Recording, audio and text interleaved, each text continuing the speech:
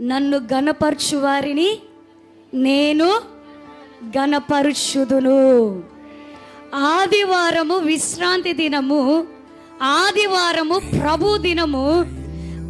ఆడే అవకాశం వచ్చినప్పటికీ, డబ్బులు వచ్చే అవకాశం వచ్చినప్పటికీ, తన పేదరికం, తన దరిద్రత తొలగిపోయే ఒక అవకాశం తనకు వచ్చినప్పటికీ దేవుని కొరకు వదిలేశాడండి. ఎప్పుడైతే దేవుని కొరకు వదిలేసినాడో యేసు ప్రభులు వారు చూశాడు అతన్ని. 100 కిలోమీటర్ల నుండి 400 కిలోమీటర్లు పరిగెత్తే దాంట్లో అవకాశం ఇచ్చినాడు. దేవుని గణపరిచినాడు కనుక యావత్ దేశ ప్రజలందరూ చూస్తుంటుండగా అతని పేరుని గొప్ప చేయడం జరిగింది.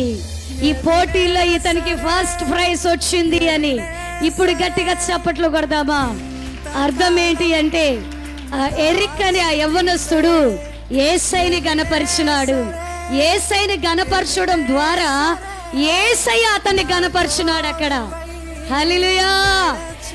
ఈ మాట మీకు ఎందుకు చెప్తూ ఉన్నాము అంటే, నువ్వు యేసయ్యని గణపరిస్తే, నువ్వు యేసయ్యకి విలువ ఇస్తే, నువ్వు యేసయ్యకి గౌరవాన్ని ఇస్తే, యేసయ్యని నీ ముందు పెట్టుకుంటే, యేసయ్యని నువ్వు సత్కరిస్తే, నీ జీవితంలో ఘనత, పేరు అనేది దానంతట అదే వచ్చేస్తుంది.